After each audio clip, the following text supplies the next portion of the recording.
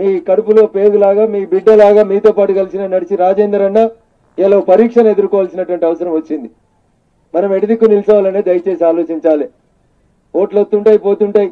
ఒక్కరోజు మీరు తప్పు చేస్తే పొరపాటున మీ ఆలోచన విధానం లోపల మార్పు వస్తే దుబ్బాకల మావలు కూడా గిట్ల మీలాంటి బక్కపలిస్టోళ్ళు మావలు కూడా మస్తు పైసలు మంచిండు హరీష్ అన్న అడిగొచ్చి అడిగితే పైసలు అడగకపోతే పైసలు మాట్లాడితే పైసలు మాట్లాడకపోతే పైసలు రాస్తే పైసలు రాయకపోతే పైసలు టీవీలో బొమ్మ చూపిస్తే పైసలు బొమ్మ చూపెట్టకపోతే పైసలు ఇట్లా రకరకాలుగా చిత్రహింసలు పెట్టారు. కానీ అటుపక్క మామ ఇటుపక్క అల్లుడు అటుపక్క కొడుకు ఈ ముగ్గురు అహంకారాన్ని బీటలు కొట్టి ఏం లేనోని బక్కపలసటోని మా దుబ్బాక ప్రజల ఆశీస్సులతో గెలిచి కిందాకు వచ్చిన 6 సార్లు గెలిచి 3 సార్లు మంత్రిగా ఉండి మీ పేదల కష్టంలో మీ బిడ్డగా ఉండి భోజనం టైం కోతే అన్న ఆకలి అవుతుందంటే మీ కడుపు నిండా అన్నం పెట్టి పంపించి ఇలా ఆయన కష్టాలు ఉన్న రోజు మీరందరూ కూడా ఆశీర్వదించాలని నేను మనస్ఫూర్తిగా మిమ్మల్ని వేడుకుంటా ఉన్నాను. దుబ్బాకలు నన్ను ఎట్లా గోసపెట్టిరో ఇలా ఈటల రాజేందర్ కూడా అట్లే గోసపెట్టేందుకు ప్రయత్నం చేస్తున్నారు.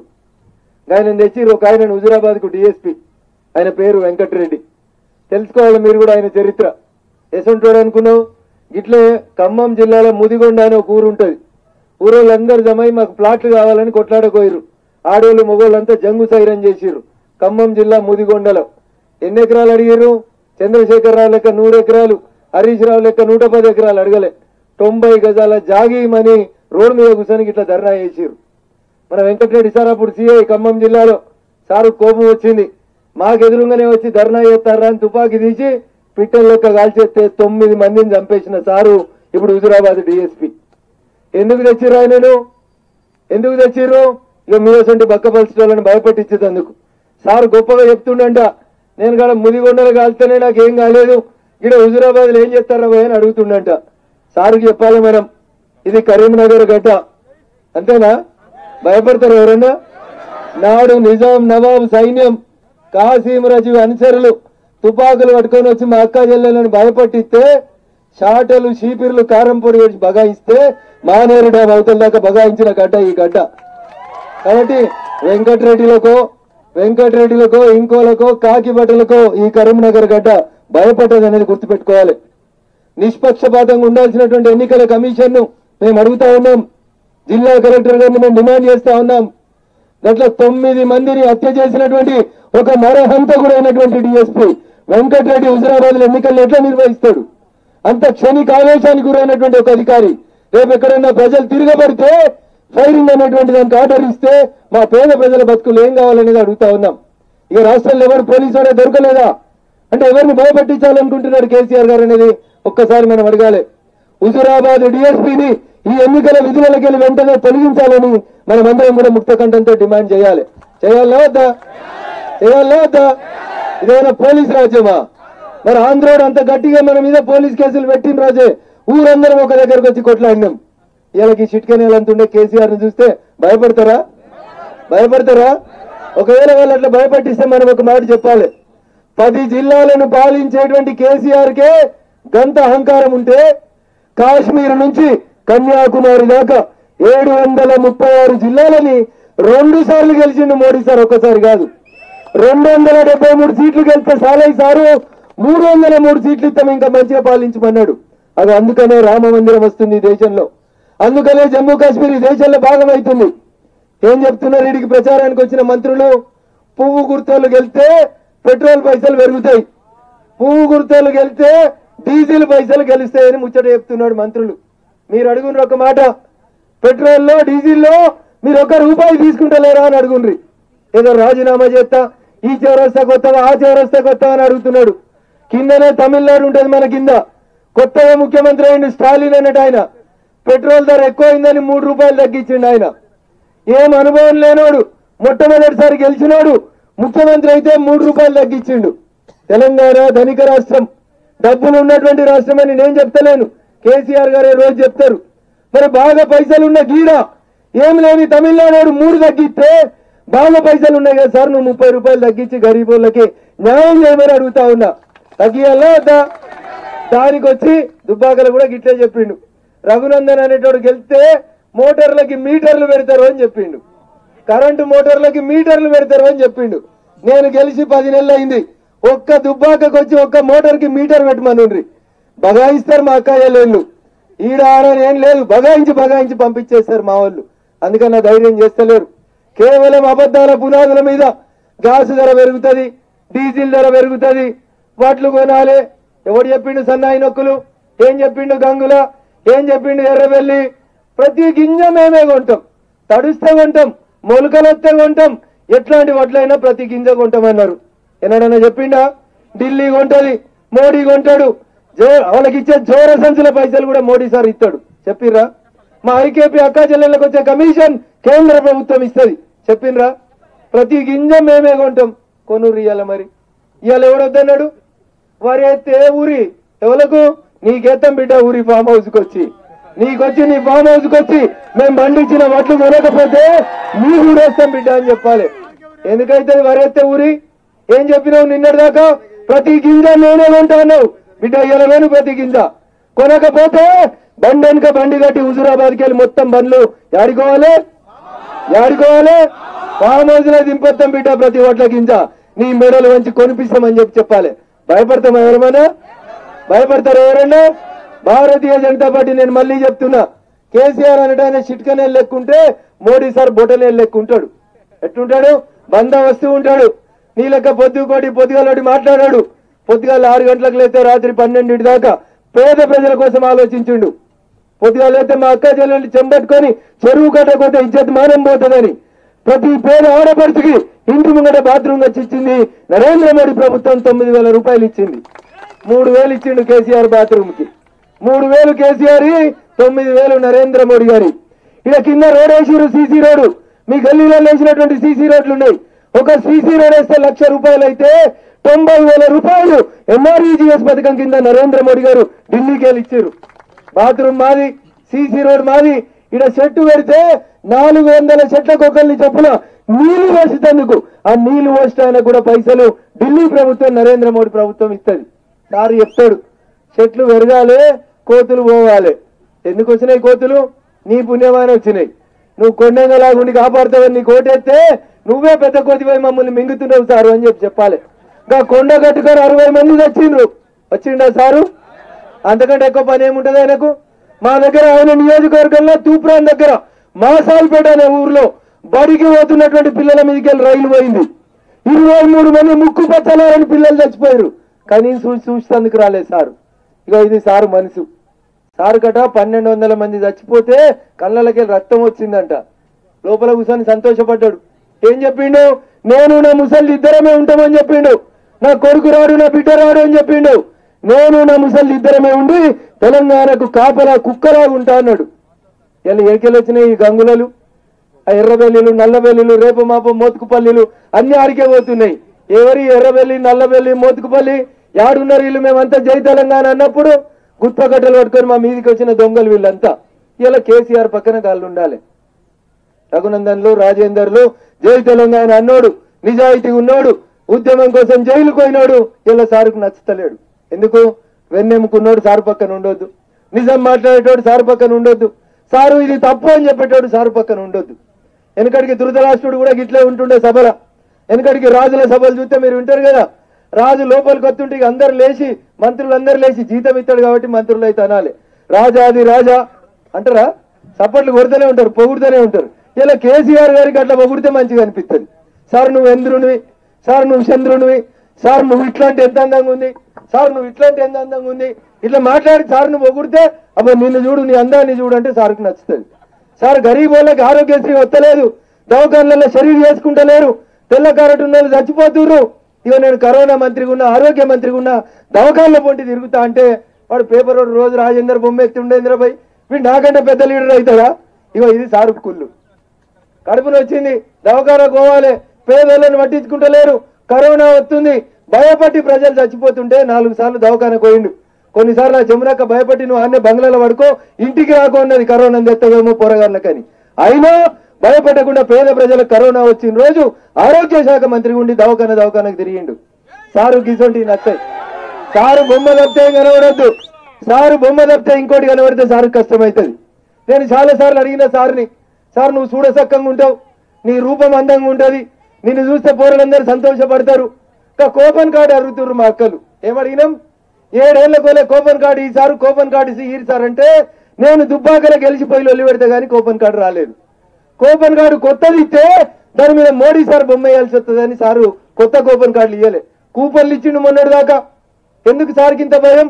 నేను ఆఖరికి కోరేదన్నా మా దుబ్బాక సభల, సార్ ఎవ్వర ముఖం వద్దు, నీ ముఖం చూడ చక్కగా ఉంటది, ఆ కారెట్ మీద నీ ముఖం పెట్టు, ఎప్పుడైనా రాత్రి పోరలు నిద్ర పోకపోతే అవ్వ తీసుకుపోయి అరే ఈ బొమ్మ చూడు అంటే ఆఖరికి భయపెట్టిన పోరలు నిద్ర పోతారని చెప్తుంది. అట్లా చెప్తే కూడా సార్ కూపన్ కార్డు ఇవ్వలేదు. మొన్న కొట్లాడంగా వచ్చినాయి. ఇక 2000 పింఛను, ఇవాళ 2000 పింఛన్ గురించి చెప్తున్నారు. పింఛన్ వస్తుందక్క. రాజేందర్ అన్న గెలితే పింఛన్ రాదు, పువ్వు గుర్తోడు గెలితే పింఛన్ రాదు. ఎక్కడికెళ్ళి వస్తున్నాయి పైసలు? తోటపల్లికెళ్ళి వస్తున్నాయా? జయదేవ్పూర్ ఫామ్ హౌస్కి వెళ్ళి వస్తున్నాయా? మనం పన్ను కడితే దాంట్లోకి వెళ్ళి పింఛన్ వస్తుంది. కాబట్టి రఘునందన్ గెలితే పింఛన్ రాదు, రఘునందన్ గెలిచిండు, దుబ్బాకల పింఛన్ వస్తుంది. బండి సంజయ్ గెలితే పింఛన్ రాదు, బండి సంజయ్ కూడా గెలిచిండు, పింఛన్ వస్తుంది. మా చెల్లె అమెరికాకి వెళ్ళి వచ్చింది కవితమ్మ. ఈ బతుకమ్మలు ఎవరికి తెలివై? చెల్లె అమెరికాకి వెళ్ళి వచ్చి కిటికీ దించి జరని గునుక పూలు చల్లుకుంటూ పోతే గునుక పూలు తంగేడు పూలు వచ్చినాయంట. ఇక ఆమె వచ్చి మనందరితో బతుకమ్మలు ఆడించి అనిపోయి నిజామాబాద్ లో గెలిచింది. ఆమె జీతం 4 లక్షలు. ముసలాడు అందరు పోయినరు. 2000 పింఛన్ ఇవ్వమంటే ఇంటికి ఒక్కరికే ఇస్తామని కానూని చెప్తాడు. ముసల వేడుతుంది, మా ముసలాయన బాగలేడు బిడ్డ, ముసలాయన కూడా పింఛన్ ఇప్పిమంటాడు. సార్ ఏమంటాడు? కాదు ఇంటికి ఒక్కరికే ఇస్తా అని చెప్తాడు. మీరు కూడా అడగాలి. సార్ ఒక ఆయన ముఖ్యమంత్రి అయ్యిండు, 5 లక్షలు జీతం తీసుకుంటుండు. ఎంత? 5 లక్షలు జీతం తీసుకుంటుండు. మా కొడుకును అమెరికాకి వెళ్ళి తెచ్చుకుని మంత్రిని చేస్తా అన్నాడు. ఆయనకు 4 లక్షల జీతం పోతుంది. కొడుకు ఎట్లు ఇస్తామని అల్లుడు కొట్లాడిండు, వాడిని మంత్రిని చేసిండు, వానికి 4 లక్షల జీతం బాయ్. ఇంటికి ఒకటే నయమైతే ముసలానికి పింఛన్ ఇస్తే ముసలానికి ఇవ్వకపోవడం కరెక్టే అయితే ఒక్క కేసీఆర్ ఒక్కడే ఆ కుర్చీలు ఉండాలి, మిగతాలంతా రాజీనామా చేయాలి. నీ ఇంటికో కానూను, నీ ఇంటికో కానూను, నీ బిడ్డకో కానూను. మా నిరుద్యోగులకు ఉద్యోగాలు ఇవ్వమంటే ఉద్యోగాలు రావు. కానీ నిజామాబాద్లకు ఇదే జీన్ పాయింట్ పోరగాళ్ళు కదా రబ్బర్ చెప్పులను కొడితే మా చెల్లె నోటిచ్చి ఇంటికి పంపించారు. ఏడాది కాలే, నాయన నాకు ఉద్యోగం లేదు, నాయన నాకు ఉద్యోగం లేదని చెల్లె ఎడితే దాన్ని తీసుకొచ్చి ఎమ్మెల్సీని చెప్తే ఆమెకు 4 లక్షల జీతం, నీకు 5 లక్షలు, కొడుకు 4 లక్షలు, అల్లునికి 4 లక్షలు, బిడ్డకు 3 లక్షలు. అయిపోయినాక వెనకాల ఫోన్లు కట్టుకుని అనుకుంటాడు సంతగాడని సడ్డకుని కొడుకు. వాడు చెప్పిండంట, ముసలాడ కొడుకు ఇచ్చినావు, బిడ్డకి ఇచ్చినావు, అల్లునికి ఇచ్చినావు, నువ్వు మంచిగా ఉన్నావు, మరి వారి నా సంగతి ఏంది?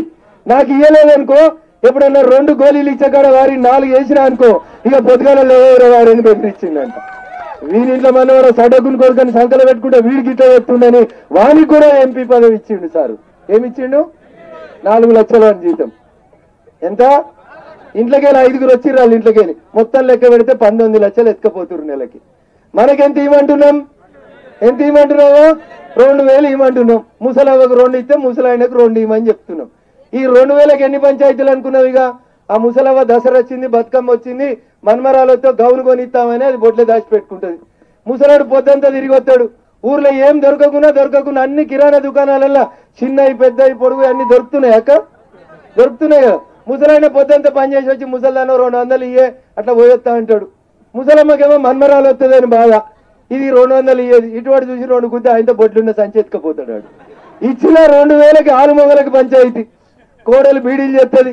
కోడలు అనుకుంటుంది, నీ అమ్మ నాకు పింఛన్ వస్తలేదు, ఈ ముసలి ఉండడం వల్ల నాకు పింఛన్ వస్తలేదు, ఇంటికి ఒకటే ఇస్తాడట, ఈ ముసలానికి ఎందుకు ఇది ఎప్పుడు పోతుంది, నాకు పింఛన్ ఎప్పుడు వస్తుంది అని వంటింట్లో కోడలు చేపని అర్థం పెడుతుంది. అంటే ఇచ్చే 2000కి 6 మొగల కొట్లాట, అత్త కోడల్లో కొట్లాట. సారు 2000 ఇవ్వమంటే గింత గోస పోసుకుంటున్నావు నువ్వు, నీ ఇంటికి 20 లక్షలు ఎత్తుకపోతున్నావు. న్యాయమా అని అడగాలనా వద్దా? అదేందో ఇస్తామంటుండు, దళిత బంధు ఇస్తా అంటే బీజేపీ వాళ్ళు వద్దంటారు. ఎవరన్నా వద్దన్నారా? వాళ్ళకు కూడా ఈరి, కానీ మాకు కూడా ఈరి అని అడుగుతున్నాం. ఎందుకంటే మాకు కూడా మాసం బంగారం లేదు మెడలా అని చెప్తున్నాం. కరీంనగర్ కాలువలు వచ్చి మారేరు నీళ్లు వస్తే వ్యవసాయం చేస్తే ఎకరానికి ₹1 కోటి వస్తే బంగారంలో సగం మంది మా అక్క చెల్లెళ్ళ మెడల్లో మాసం బంగారం ఎందుకు లేదో చంద్రశేఖరరావు చెప్పాలి. వ్యవసాయం చేస్తే ఎకరానికి ₹1 కోటి వస్తే అక్క, మరి మీకు వ్యవసాయం చేస్తే వస్తలేవా? గవ్వే వెండకాయలు వండిస్తున్నాం, గవ్వే వంకాయలు వండిస్తున్నాం, గవ్వే బీరకాయలు వండిస్తున్నాం, వస్తున్నాయా? అవో వ్యవసాయం చేస్తే ఎకరానికి ₹1 కోటి వస్తున్నాయా? సాయిరెడ్డి పటేల్ వస్తున్నాయా? వస్తలేవు. పెద్ద రైతు సాయిరెడ్డి గారు వస్తున్నాయా? సాయిరెడ్డి గారికే వస్తలేవు. మరి మనకు వస్తాయా? ఇవి వాస్తవాలైతే అబద్ధాలను పెట్టి ఆగమాగం చేసి పోలీసు వాళ్ళని పెట్టి పైసలు వంచి ఎలక్షన్కి వెళ్దాం అనుకుంటున్నాడు. కొడుకేమో అదేదిగా పిచ్చకుంటే ఎలక్షన్ హుజరాబాద్కి కేంద్రపై టెన్షన్ అంటాడు. కొడుకు దృష్టిలో ఏమో అది చిన్నది. మరి అల్లుడి దృష్టిలో ఏం చేస్తున్నాడో మీరైతే చూస్తున్నారు. ఎంత ఆగమాగం అవుతుందో చూస్తున్నారు. కాళ్ళకు పయ్యలు కట్టుకొని తిరుగుతూ ఉన్నారు. ఇది వాస్తవమైనటువంటి పరిస్థితి. నాదొక్కటే మీకు విజ్ఞప్తి. కరీంనగర్లో 2006లో ఎలక్షన్లు వచ్చినప్పుడు ఇదే రాజేందర్ అన్న, ఇదే రఘునందన్ రావు కాలుకు బల్పం కట్టకుండా తిరిగినాం రాజశేఖర రెడ్డి ముఖ్యమంత్రి ఉన్నప్పుడు. అప్పుడు కూడా రాజశేఖర రెడ్డికి ఇట్లే అహంకారపూరితంగా తిరిగిండు. బూత్ ప్రెసిడెంటా లక్ష ఇచ్చి కొనుక్కపో, మండల్ ప్రెసిడెంటా 5 లక్షలు ఇచ్చి ఎత్తుకపోతున్నారు. లీడర్ నమ్ముడు పోతే ప్రజలు ఎక్కడ నమ్ముడు పోయినరా? రాజశేఖర రెడ్డి కరీంనగర్కి వచ్చి ఒక మాట అన్నాడు, ఇంకా నా చెవులలో రింగుమంటది. కేసీఆర్ అనేటోడు సైన్యం లేని సేనాని అని చెప్పిండు రాజశేఖర రెడ్డి.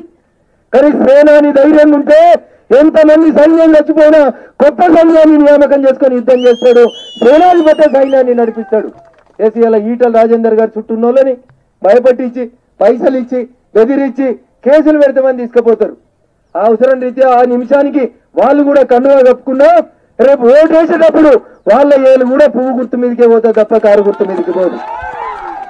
కాబట్టి పోయిన వాళ్ళని కూడా ఏం తిట్టకూరు. వాళ్ళు కూడా ఇయ్యాలి కాకపోతే రేపు రావాల్సిందే. బరాబర్ వస్తారు. మనం గెలిచినాక మన దగ్గరికే వస్తారు. కాబట్టి వాళ్ళ పట్ల కూడా సానుభూతిగా ఉండరు. కానీ ఈరోడు ఆడైతే ఎగురుతాడు. కొన్ని ఊరు మీద ఇడిచిపెట్టినట్టు, కొన్ని దున్నపోతులు ఇడిచిపెడతారు పండుగలకు ఇడిచిపెట్టినట్టు.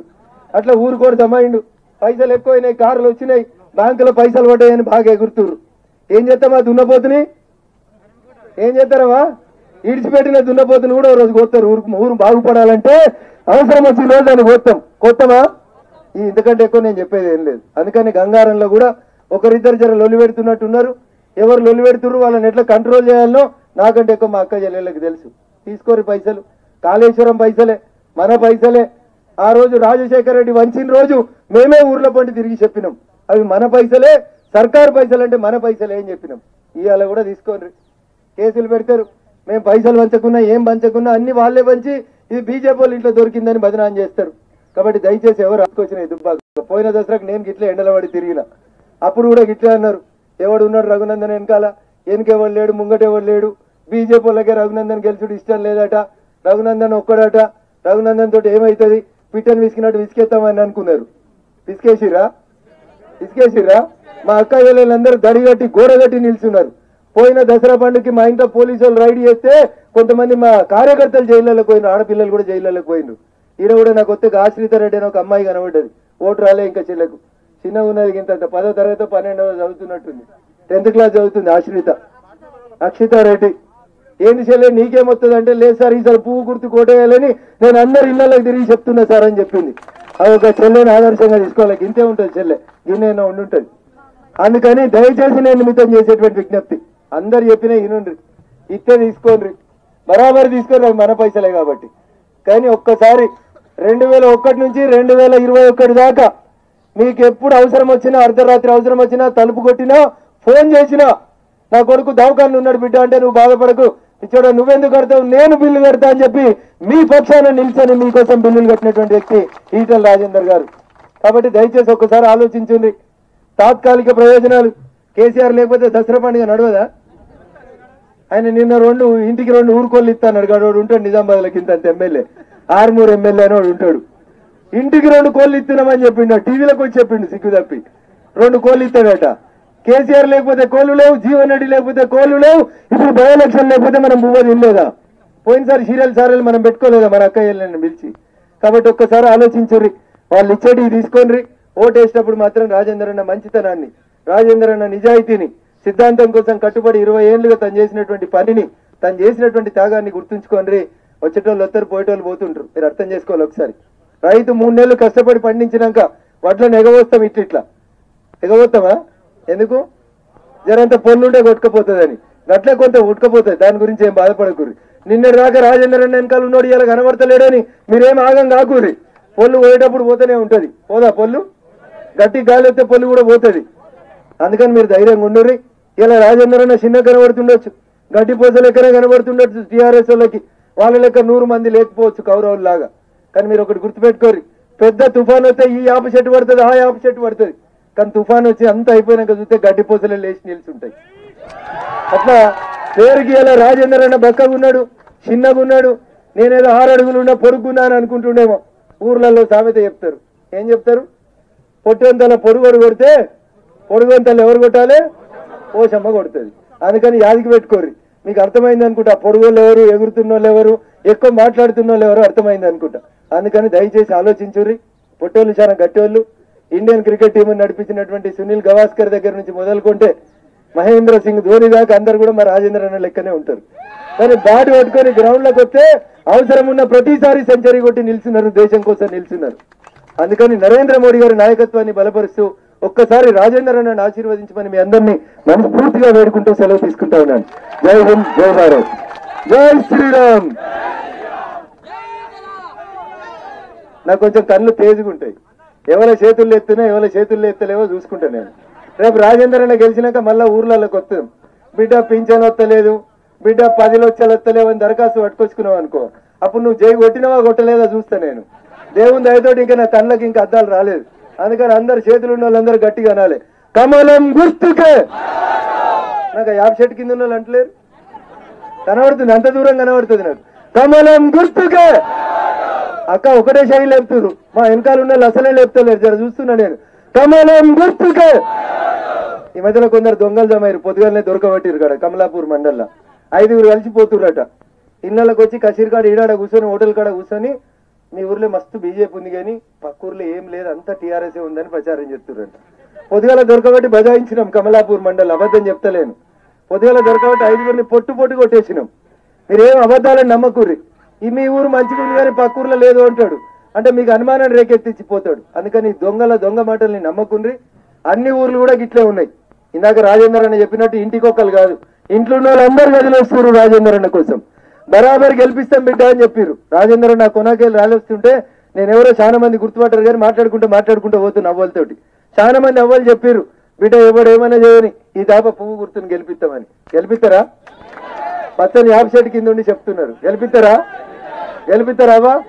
మా మగపరగాళ్ళు ఇటోటి అవుతారు, పొద్దుకినాక చిన్న పెద్ద చేస్తే. మా అక్కయ్యలే గట్టిగా నిల్చోవాలి. నిల్చుంటారా అక్క? నిల్చుంటారా? మీరు చక్కగా ఉంటే వాళ్ళు లైన్లోకి వస్తారు, మీరు ఆగం కావద్దు గట్లా. అందుకని సార్ను గెలిపియాలి, పువ్వు గుర్తుని గెలిపియాలి. రాజేందర్ సార్ అంటే కారు గుర్తు అని కొందరు తిరుగుతురంట దొంగలు.